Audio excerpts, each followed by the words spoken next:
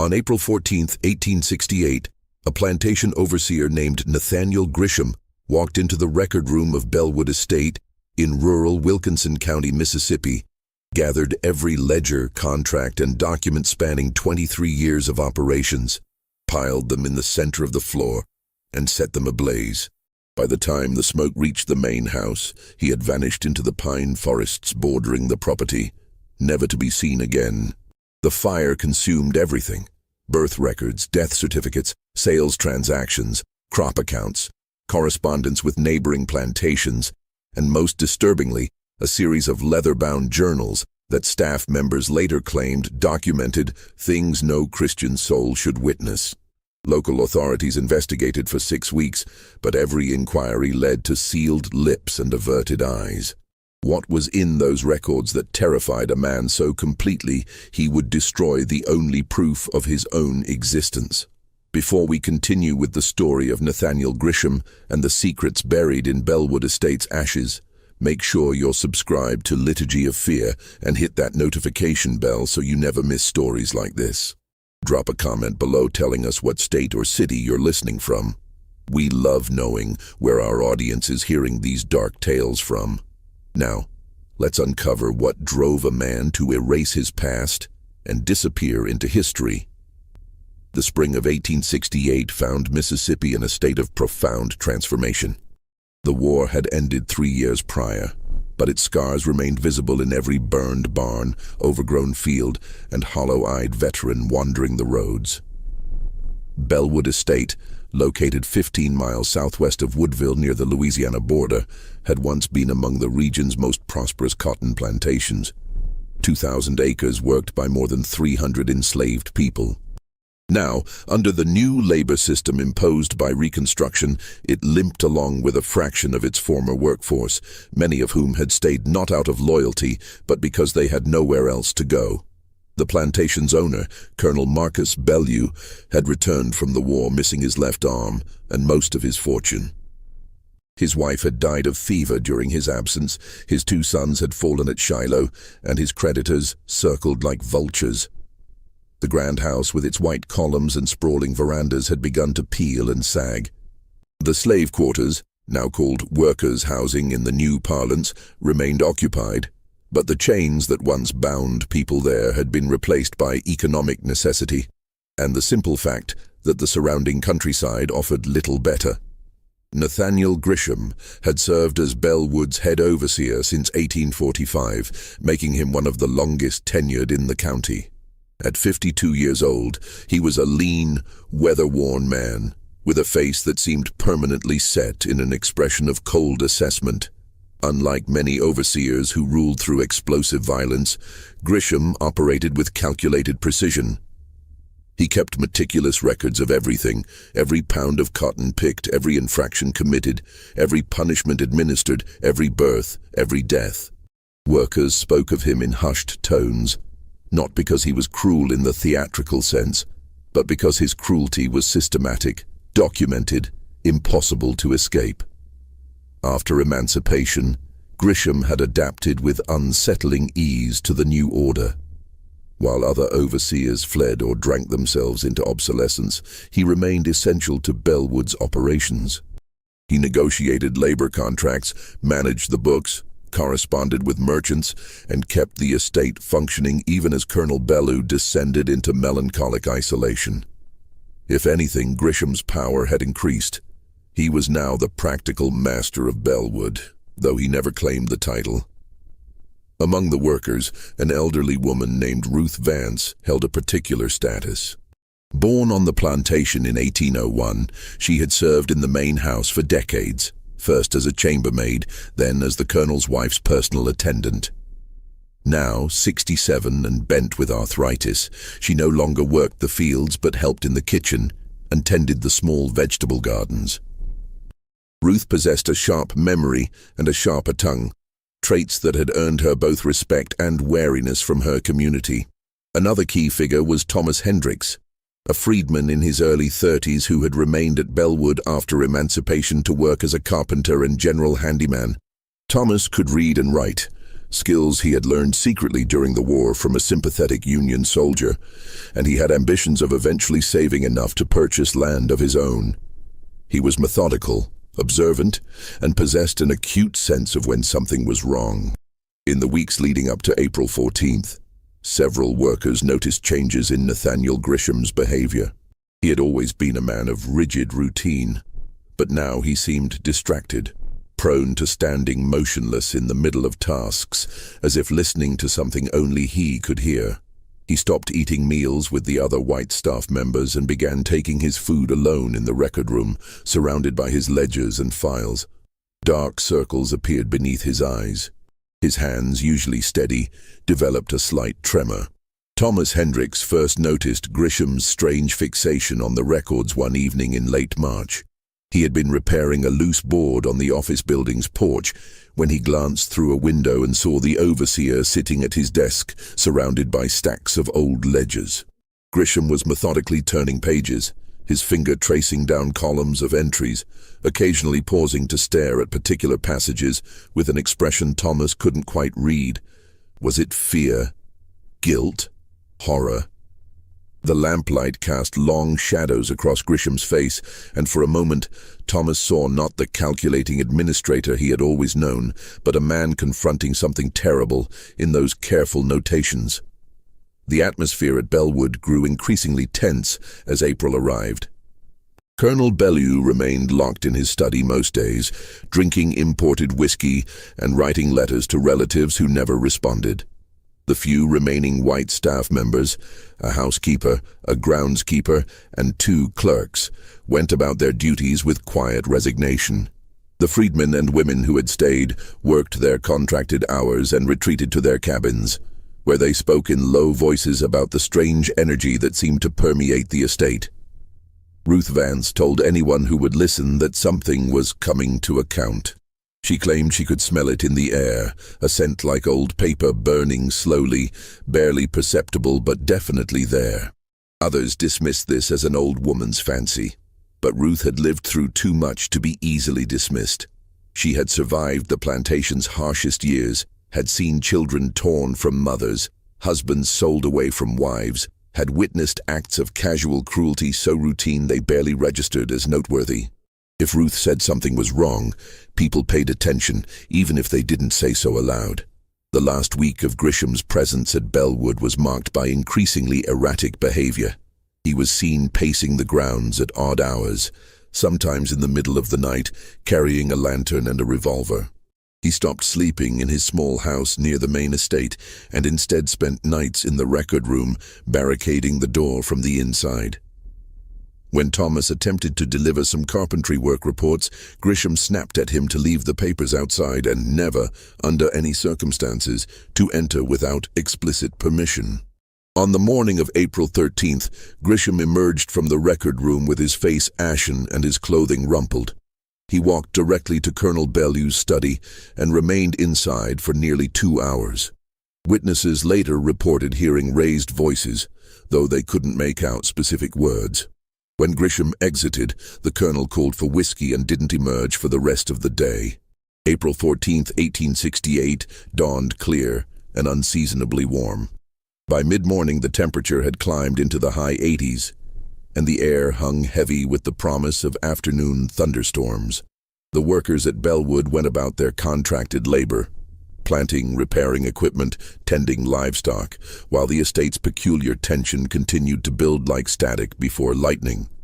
Thomas Hendricks was working on the main house's western porch, replacing rotted boards, when he noticed Nathaniel Grisham emerging from his small residence carrying a large canvas bag. The overseer's face was pale, his expression set in grim determination. He walked with purposeful strides toward the record building, a separate structure about 50 yards from the main house, constructed of brick with narrow windows designed more for security than light.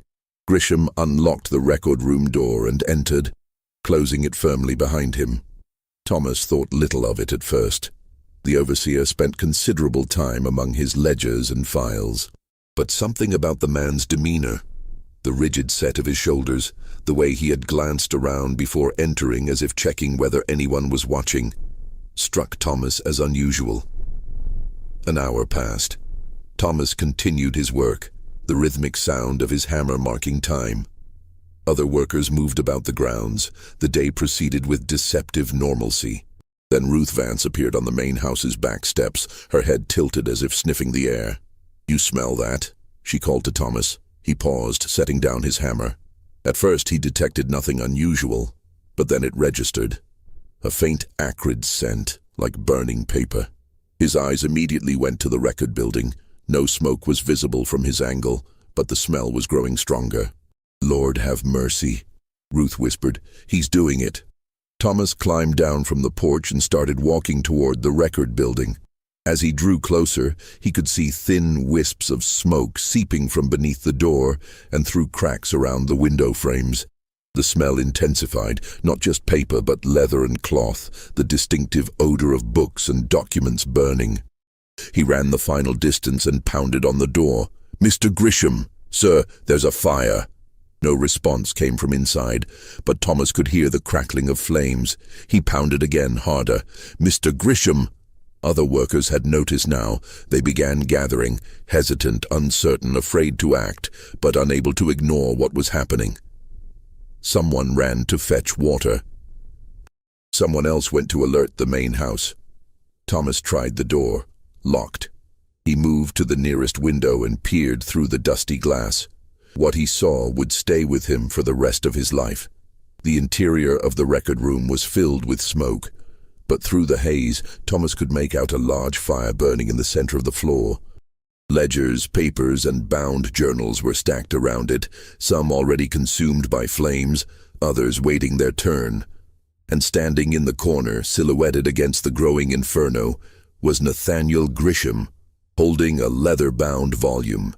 He wasn't trying to extinguish the fire or escape. He was watching it burn with an expression of terrible satisfaction, mixed with something that looked like relief. "Mr. Grisham," Thomas shouted, slapping his palm against the window, "you have to get out." Grisham's eyes snapped toward the window. For a moment, their gazes locked. Thomas saw something in the overseer's face he had never seen before. Raw, unconcealed fear, but fear mixed with purpose. Grisham mouthed something that Thomas couldn't hear through the glass, then threw the journal he was holding into the flames. He turned away from the window and moved toward the back of the room, disappearing into the smoke. By now, a dozen workers had gathered, along with the groundskeeper and one of the clerks. Someone had brought buckets of water, but no one was sure what to do. The door was locked, the windows too narrow to climb through, and the fire was clearly beyond any attempt at extinguishing.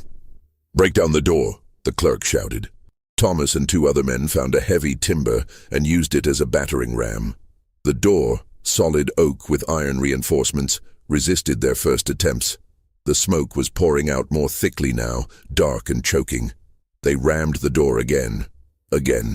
On the fourth attempt, something splintered, and on the fifth, the door crashed inward. A wall of heat and smoke rolled out, driving them back. The interior was an inferno.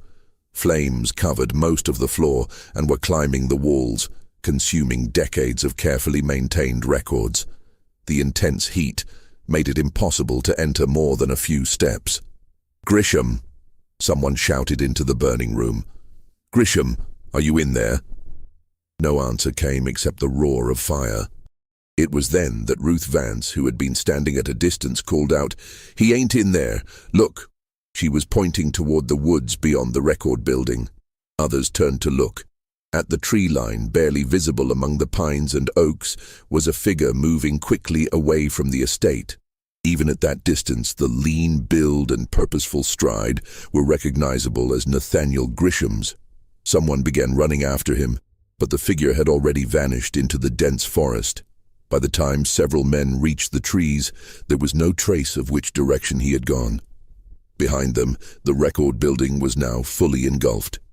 There was nothing to do but let it burn and ensure the fire didn't spread to other structures. Workers formed bucket brigades to wet down the surrounding buildings. The main structure, being brick, wasn't in danger of collapse, but everything inside it was being reduced to ash. Colonel Bellew emerged from the main house, drawn by the commotion. He stood on the veranda, swaying slightly. staring at the burning building with an expression of numb shock. He didn't speak, didn't give orders, simply watched as 23 years of records were destroyed. The fire burned for 3 hours. When it finally exhausted its fuel, the record building remained standing, blackened brick walls and an intact roof, but its interior was a charred ruin. Everything that had been stored inside, every ledger and contract and journal, had been reduced to ash and fragments. That evening, as the sun set red through the smoke-hazed air, authorities were summoned from Woodville. The county sheriff, a man named Porter who had held the position since before the war, arrived with 2 deputies. They interviewed witnesses, examined the burned building, and noted that Nathaniel Grisham had disappeared into the forest with nothing but the clothes on his back and whatever he had been carrying in the canvas bag Thomas had seen. Sheriff Porter organized a search party. Local men, both white and black, spread out into the woods with lanterns and dogs. They searched through the night and all the following day. They found no trace of Grisham, no tracks that led anywhere conclusive, no signs of passage, nothing. It was as if he had been swallowed by the forest itself.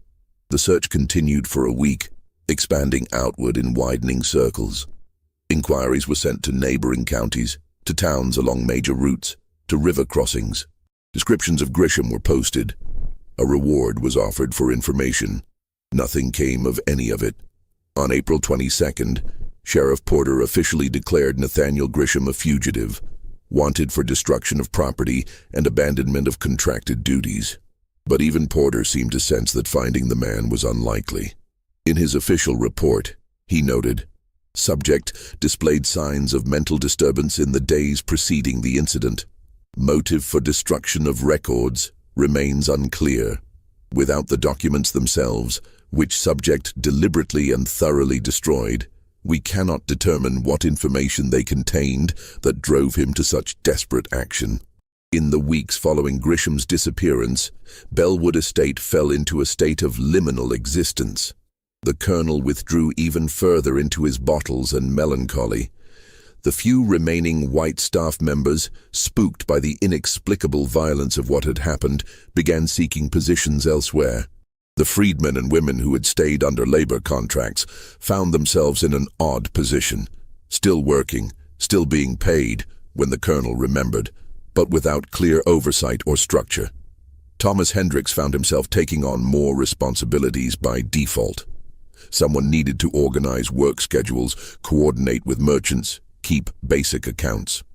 He had neither the authority nor the desire for such a role, but the alternative was watching the estate collapse entirely.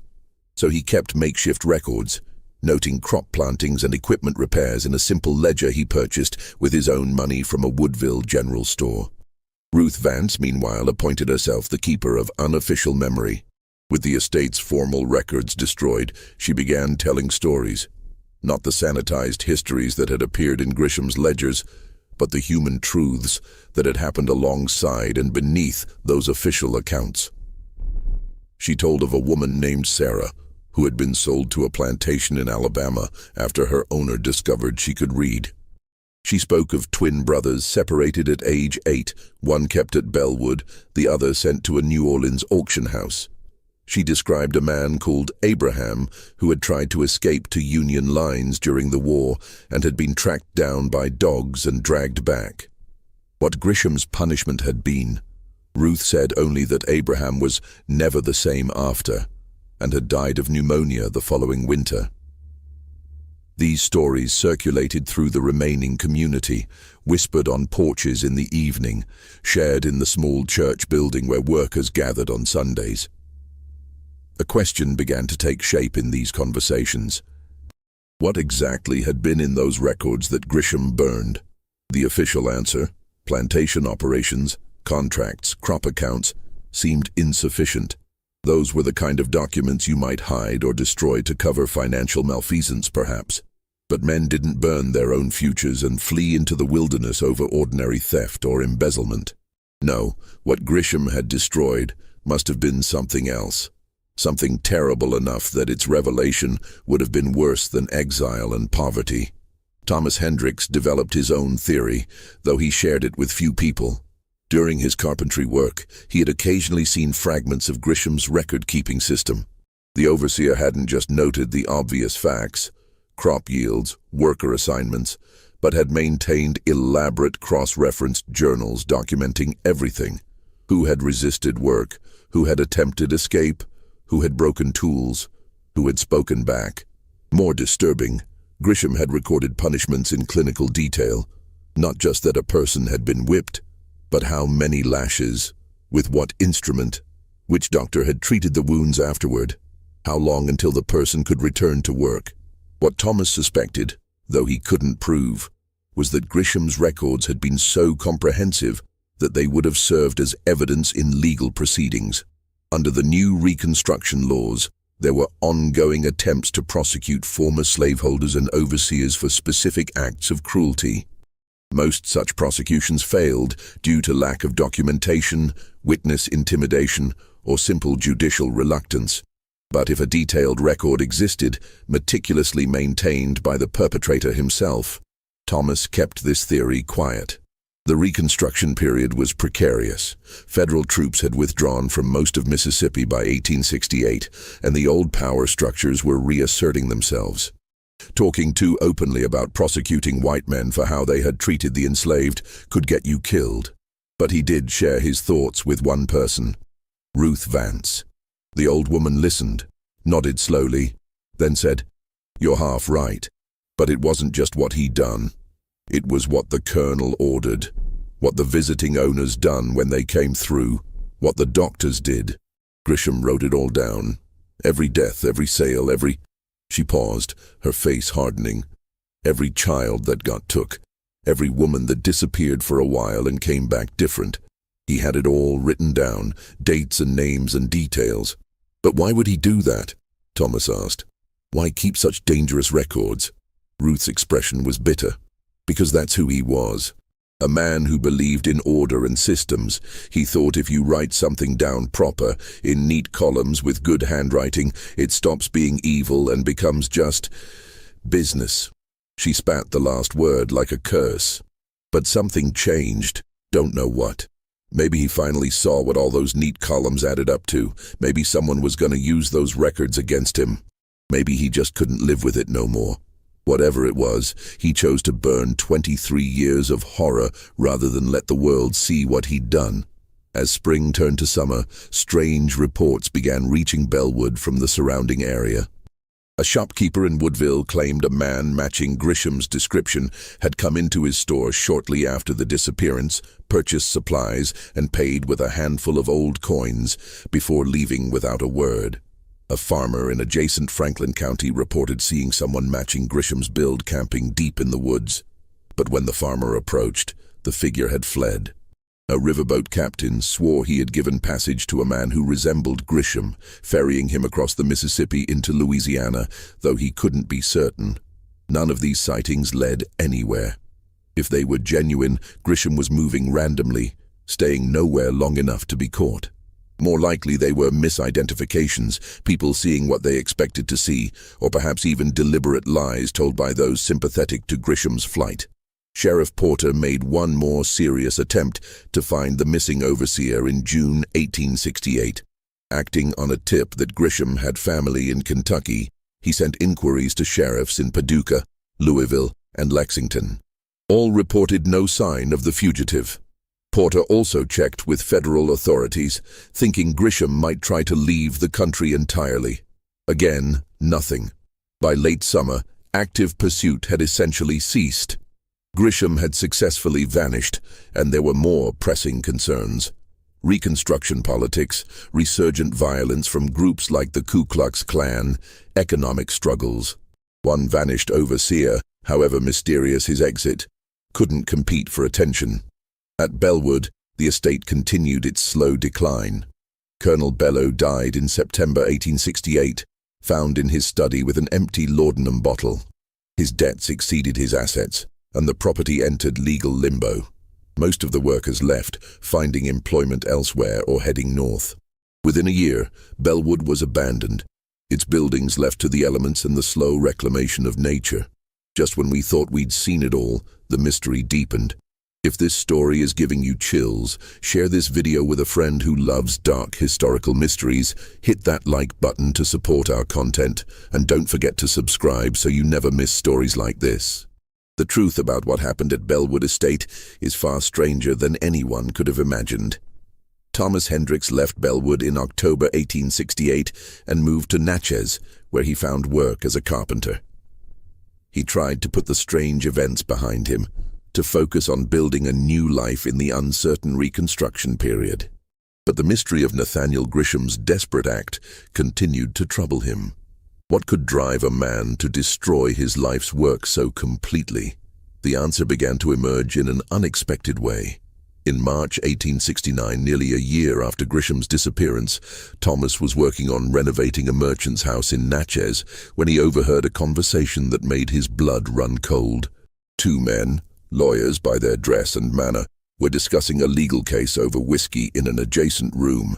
Thomas, working in the hallway, could hear their voices through the partially open door. "The Bellwood matter is dead," one was saying. "Without the records, we have nothing. Grisham saw to that." "Convenient timing," the other replied dryly. 3 weeks before depositions were scheduled. "You think he was tipped off?" "Someone told him." "Had to be. Otherwise, why burn everything on that specific day?" Thomas's mind raced. Depositions, legal proceedings. He had assumed the fire was about avoiding general accountability, but this suggested something much more specific. After the lawyers left, Thomas sought out one of them, a man named Harrison, who had a reputation for taking on controversial cases. After some initial hesitation, and perhaps impressed by Thomas's obvious intelligence and education, Harrison explained the situation. In early 1868, a freedwoman named Catherine Wells had attempted to bring a civil suit against the estates of several plantation owners, including Colonel Bellew. Catherine had been enslaved at Bellwood until 1862, when she had been sold to a plantation in Louisiana under circumstances she claimed were both illegal and deliberately brutal. Her case was complex, relying on proving specific dates and transactions, exactly the kind of information that would have been documented in plantation records.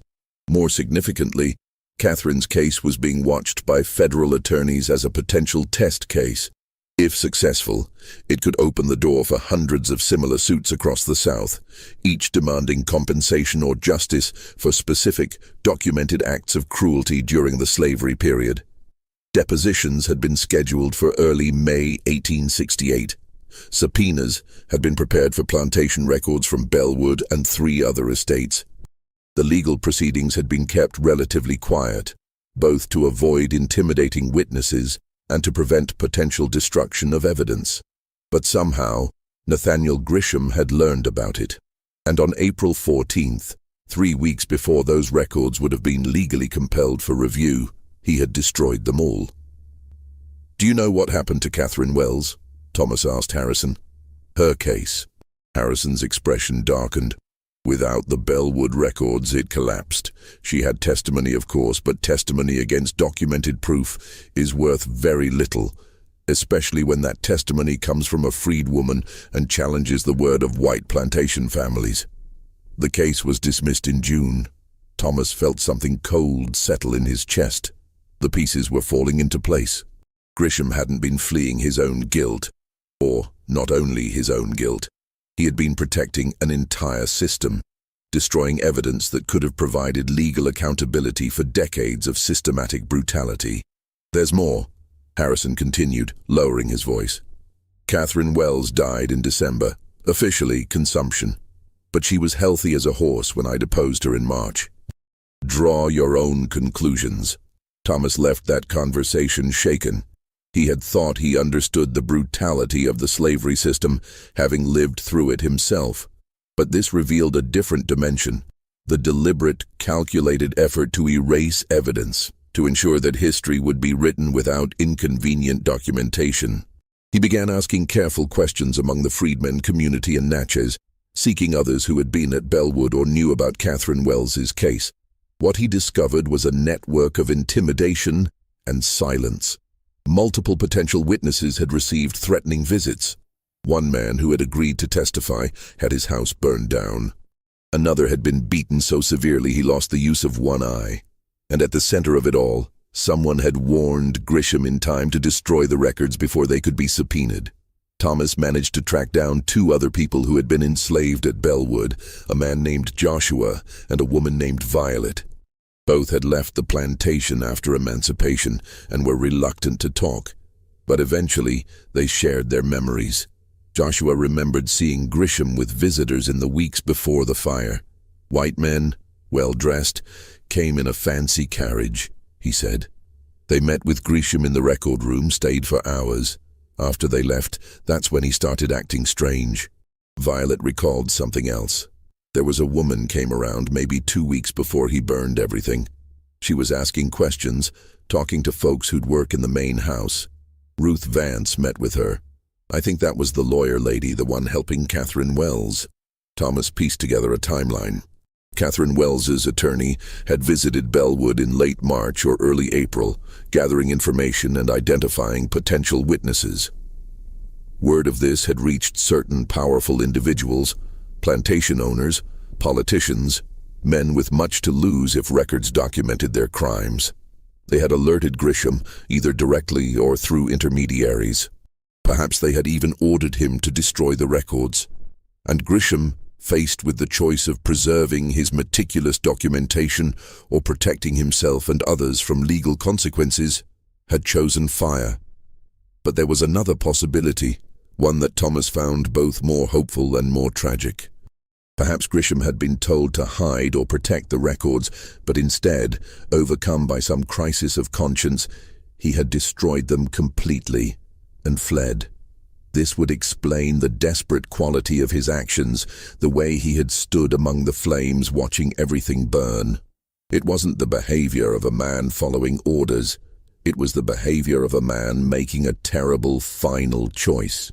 Through the fall of 1869, Thomas Hendricks found himself increasingly obsessed with understanding what had happened at Bellwood.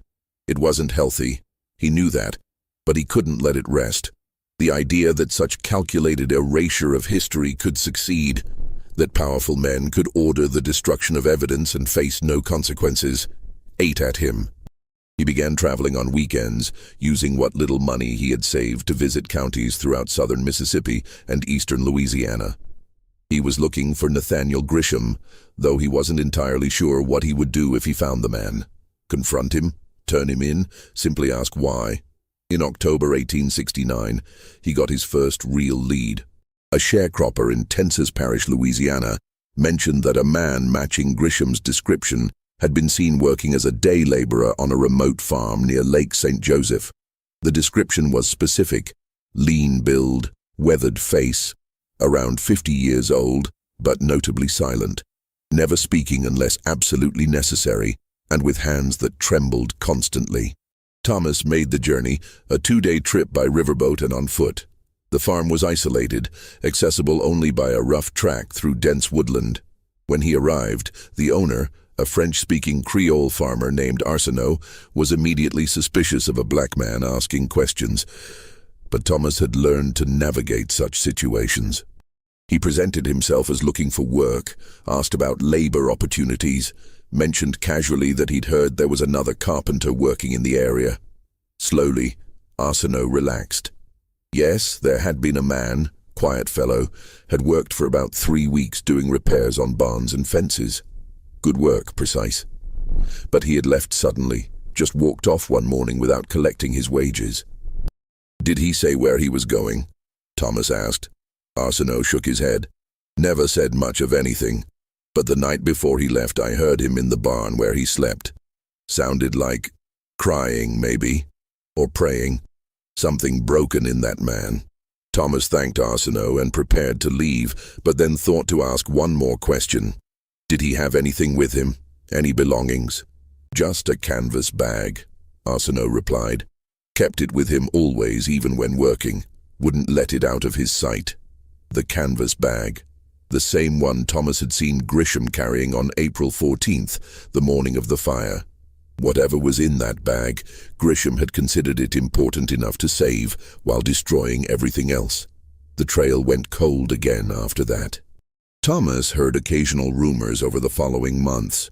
A man resembling Grisham spotted in Alexandria, Louisiana, or working on the docks in Vicksburg, Mississippi, but nothing he could verify. It was as if Grisham had learned to become invisible, to pass through the world leaving no impression. Then, in February 1870, nearly 2 years after the fire, something extraordinary happened. Thomas received a letter. It had been forwarded through several addresses, finally reaching him at the boarding house in Natchez, where he rented a room. The envelope was cheap, the handwriting shaky, but the return address caught his attention. Shreveport, Louisiana. There was no name, just initials. N.G. Thomas's hands trembled as he opened it. Inside was a single sheet of paper, covered in cramped, hurried writing. Mr. Hendricks, I learned your name from inquiries you have been making. I know you seek answers about April 14th. You deserve them. What I burned was evil. 23 years of documented evil.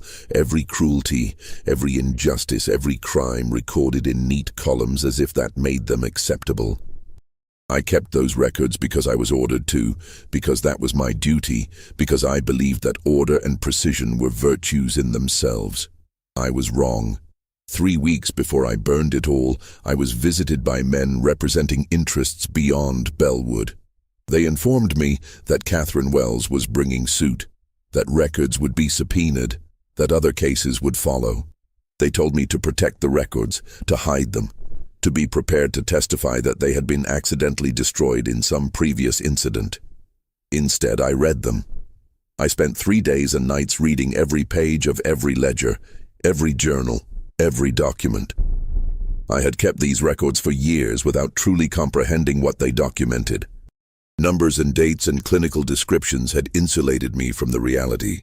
But reading them continuously, start to finish, I finally saw what I had helped perpetuate. I saw children separated from parents, with the sale prices noted beside their ages. I saw punishments recorded with the same dispassion as crop yields. I saw deaths attributed to exhaustion or fever that I knew had other causes. I saw births registered with no father listed, knowing exactly why. I saw escape attempts and their consequences. I saw everything, and I knew that if those records survived, they would not bring justice. They would be used to shield guilty men through legal maneuvering, to intimidate witnesses, to demonstrate that everything had been properly documented and therefore somehow legitimate. The system that created those records would use them to protect itself. So I burned them. I do not seek forgiveness. What I did for 23 years cannot be forgiven. But I wanted you to know why I destroyed the evidence. Not to escape justice for myself. I live in justice now every day in the nightmares and the memories, but to prevent those records from serving one more evil purpose. Tell Ruth Vance I am sorry. Tell Catherine Wells's family I am sorry. Tell all of them I am sorry, though sorry is not enough. N.G. Thomas read the letter 3 times, his emotions cycling between anger, sadness, and a kind of grim satisfaction. Grisham hadn't been protecting himself, or not primarily.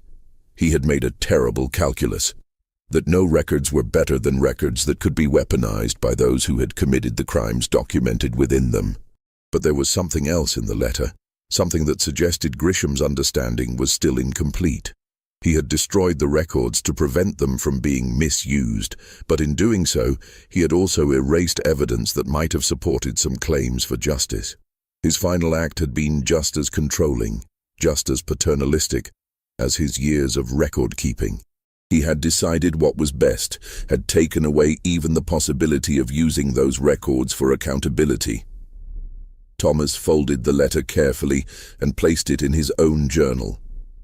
He never showed it to anyone else, though he did honor Grisham's request to pass along his apologies to Ruth Vance when he saw her next. The old woman's response was simply, "Sorry, don't bring nobody back." In April 1870, exactly 2 years after the fire, Thomas Hendricks made one final journey related to the Bellwood mystery. He had heard that the abandoned estate was being prepared for sale, the last of the legal tangles around Colonel Bellew's debts finally resolved. Before the property passed to new owners, he wanted to see it one more time. The ride from Natchez took most of a day. When Thomas arrived at Bellwood in the late afternoon, he was struck by how thoroughly nature had begun reclaiming the property. The grand main house stood empty, its windows dark, its paint peeling in long strips. The worker housing had collapsed in several places. Weeds grew waist-high across the former cotton fields. The record building, its brick walls scorched black, remained standing. Thomas approached it slowly, feeling an odd reluctance. The door had been removed, probably salvaged by scavengers, and the interior lay open to the elements. He stepped inside. The fire had consumed everything combustible, but the basic structure remained. The floor was covered with 2 years' worth of blown-in leaves, dirt, and debris. Charred fragments of wood marked where shelves and desks had once stood. The smell of old smoke still lingered faintly, mixed with earth and rot. Thomas walked slowly around the space, imagining it as it had been. Walls lined with ledgers, a desk where Grisham had sat maintaining his meticulous records, filing cabinets holding decades of documentation. All gone now, reduced to ash and fragments. He was about to leave when something caught his eye.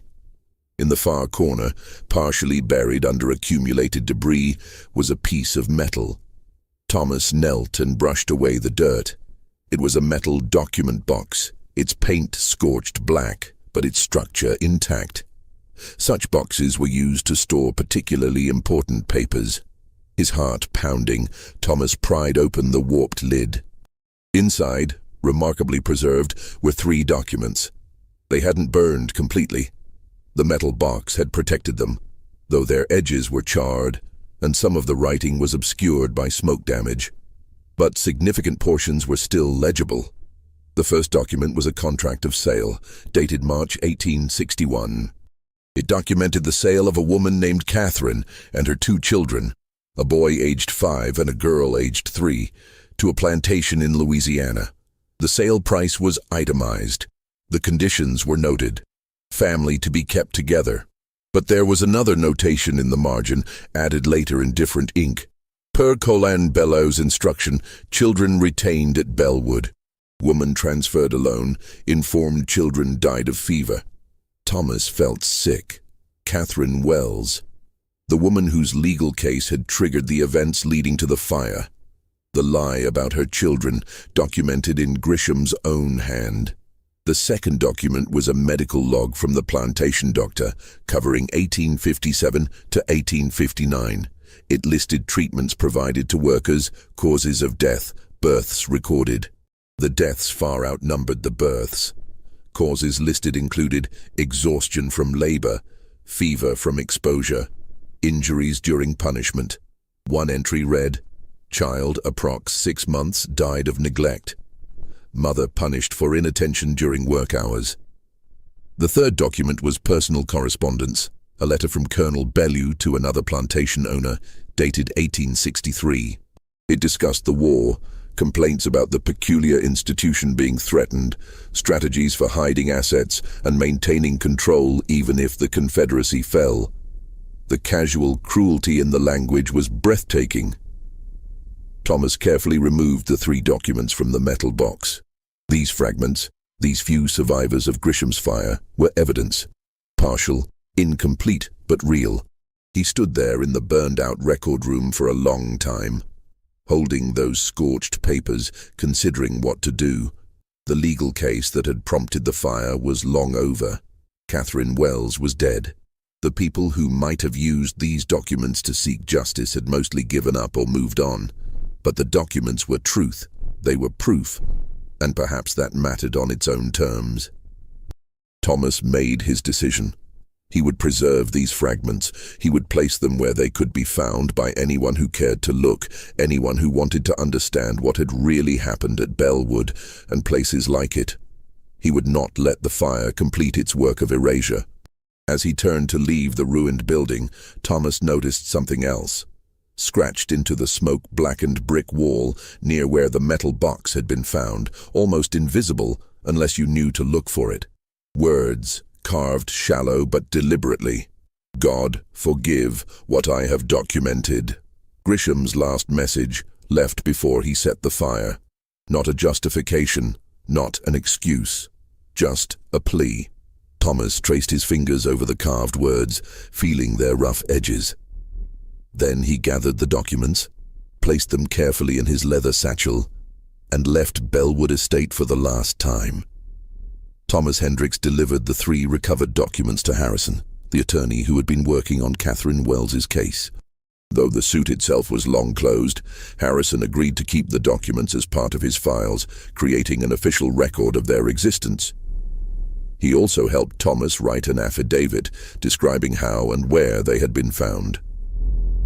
Years later, in the 1890s, when some historians began attempting to document the realities of the slavery system, those documents would be among the sources used. They weren't enough to bring justice. The people who had committed the crimes documented were mostly dead by then, but they served as testament. Nathaniel Grisham was never seen again after his letter to Thomas. There were occasional unverified rumors over the years. Someone matching his description working on railroad construction in Texas, a hermit living in the Arkansas wilderness, a body found drowned in the Red River that might have been him. Nothing certain. Thomas chose to believe that Grisham had lived out his days haunted by what he had done, carrying that canvas bag with whatever he considered too important to burn, moving from place to place, unable to settle, unable to escape his own history. It seemed a fitting punishment, to carry the weight of those records even after destroying them, to be pursued not by law, but by memory. Ruth Vance lived until 1876, dying at age 75. She never spoke Grisham's name again after Thomas delivered his apology, but she did continue telling her stories, preserving oral history that no fire could destroy. At her funeral, more than 200 people came. Freedmen and women from across the region who knew her as a keeper of memory. Bellwood Estate was eventually purchased by a timber company. The main house was demolished in 1875, its bricks salvaged for other construction. The land was logged, then left to grow wild. The burned record building stood for decades more, a blackened shell that local children told ghost stories about. It finally collapsed in a storm in 1913. Today, there's almost nothing left of Bellwood. The land is privately owned, heavily forested, unmarked. Only if you know exactly where to look can you find the remnants of foundations, the odd piece of rusted machinery, the slight depressions where worker housing once stood. Catherine Wells's children, whom she had been told were dead, were actually sold separately in 1862 to plantations in Georgia. Both survived the war and emancipation. They never learned what happened to their mother, and she never learned they had survived. Some cruelties echo through generations. Thomas Hendricks continued working as a carpenter and became a community leader in Natchez' freedmen community. He never married, never spoke publicly about the events at Bellwood, but he kept a detailed personal journal that his descendants would discover decades after his death. In those pages, he reflected on the meaning of Grisham's fire. He thought destroying the records would eliminate the evil they documented, but evil doesn't reside in documents. It lives in the systems that create them, the people who benefit from them, the societies that allow them. Burning the evidence didn't erase what happened, it only made it harder to prove. In the end, Grisham's last act was as futile as his first. Trying to control what would be remembered, trying to decide what history would show. But you can't burn memory. You can't torch testimony. The truth survives, whether written in ledgers or carried in the minds of those who lived it. The mystery of exactly what drove Nathaniel Grisham to his desperate act on April 14, 1868, can never be fully resolved. We have his letter, the partial documents that survived, the testimonies of those who witnessed it. But the interior truth, what exactly he felt as he piled those ledgers and set them ablaze, what he thought as he fled into the forest, remains locked in the past. Perhaps that's the final irony. A man who dedicated his life to documentation, who believed in the power of precise record-keeping, left behind a mystery that no amount of investigation can fully solve. His own story became what he had always tried to prevent, something remembered imperfectly, debated endlessly, interpreted through different lenses by people with different motives. What we know for certain is this. On one April morning in 1868, a man chose to destroy 23 years of carefully maintained records rather than let them be used in ways he could no longer accept. Whether that was an act of conscience, cowardice, or cold calculation remains for each listener to decide. This case reminds us that the past is never really past, that the records we keep or destroy shape how history remembers us, and that sometimes the most carefully documented lives contain the deepest mysteries. What do you think of this story? Was Grisham seeking redemption, or just protecting powerful men from justice? Leave your thoughts in the comments below. If you enjoyed this dark tale from America's past, subscribe to Liturgy of Fear, hit that notification bell, and share this video with someone who appreciates historical mysteries. Until next time, remember, sometimes what we try hardest to erase is what haunts us the longest.